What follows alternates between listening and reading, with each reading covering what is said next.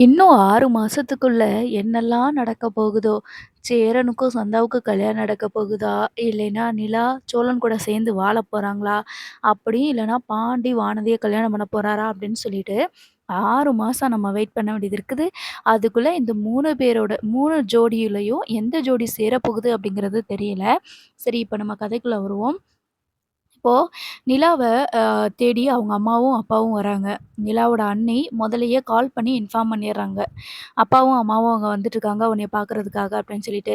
நிலாவுக்கு பயங்கரமான ஷாக். என்ன நம்மள தேடி எதுக்கு அவங்க வரணும்? அவங்க கிட்ட நம்ம இத்தன நாளா பேசக்கூட இல்லையே!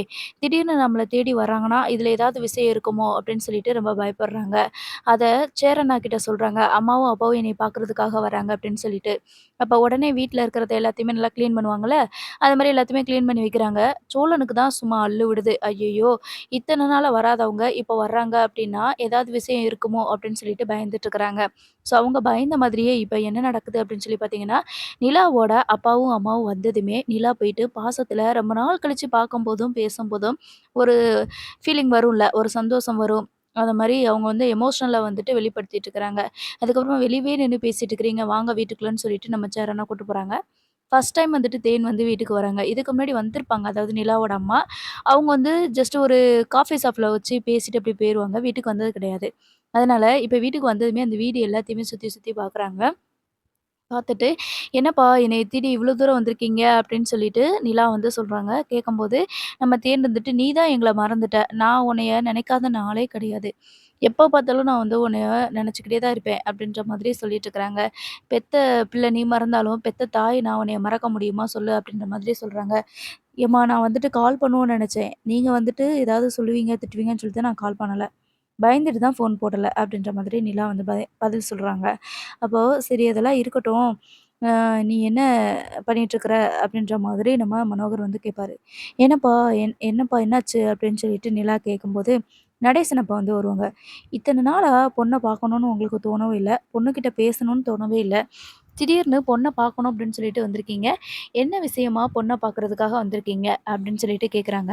அதுக்கு இப்ப நீங்க சொன்னீங்கல்ல, அந்த விஷயத்துக்காக தான் அப்படின்னு சொல்லி சொல்றாங்க. "புரியல எனக்கு.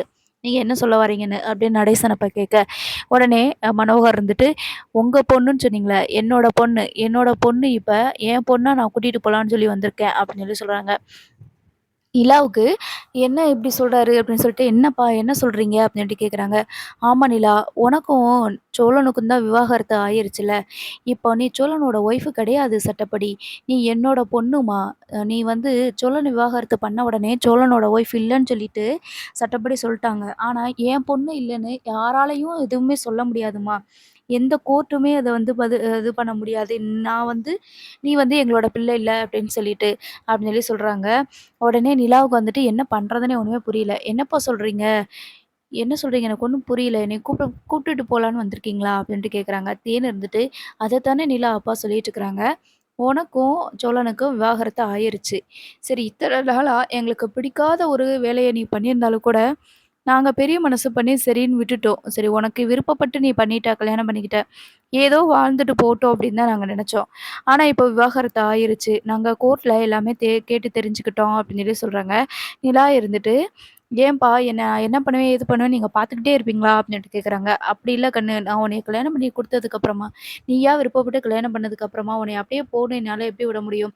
நீ வந்து எங்க கூட இல்ல. ஆனா நீ என்ன பண்ற, ஏது பண்றன்னு எல்லாத்தையுமே நான் வாட்ச் பண்ணிட்டு தான் இருக்கிறேன்." அப்படின்னு சொல்லி சொல்றாங்க.